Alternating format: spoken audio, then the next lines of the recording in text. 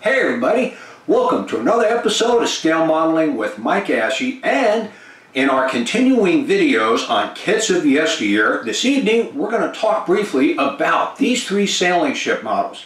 Pyro and Life Like issued these three kits back in the 1960s. Pro did it first, and then when they sent the molds to Life Like reissued them.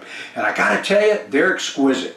The surface detail is very well done, and they fit together fairly well. When you add some rigging to them and paint them real nice, they make excellent display pieces. So if you're into sailing ship models, you need to pick these up. Another thing is that when Pro first issued these kits, and this is a very early version of it, they did an excellent job on the boxing. And of course, they called it the Grand Banks fishing schooner. Later on, Life Like relabeled it as a sailing ship. Lindberg then reissued the Civil War Blockade Runner back in the 1990s. So if you find this kit on eBay, it's the same kit that was issued by Pro and then by Life Like and then by Lindberg. So what we're going to do now is we're going to do some close-ups of the individual parts of these kits, and then we'll talk about it on the backside. Stay tuned.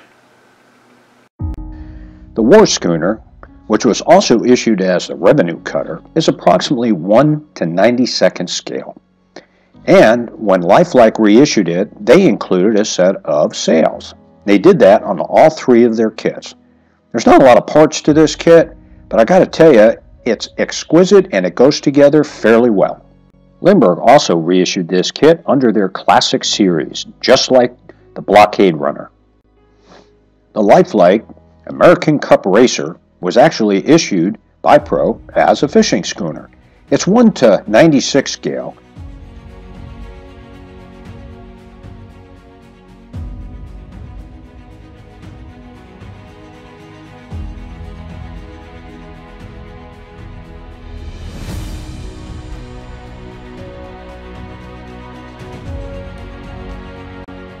When Pro issued this kit and labeled it as a Grand Banks fishing schooner, they didn't include sails.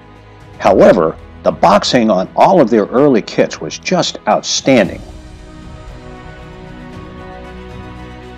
The Civil War Blockade Runner is approximately 1 to 1/24 scale, which matches pretty closely to some of the Aurora sailing ship kits we'll be talking about in a later video. Here again, it's well detailed and there's a lot of parts for rigging.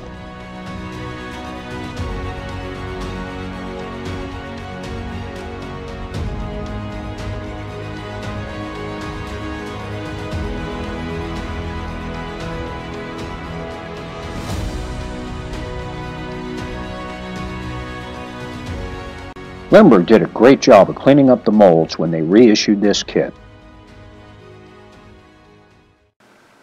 Hey everybody, I hope you enjoyed this evening's video on these three kits from yesteryear. With that, have a great evening. Don't forget to visit us at www.mikeashe.com and on our YouTube channel. And don't forget to subscribe to our channel so that you get notifications when we do our next video. Have a great evening.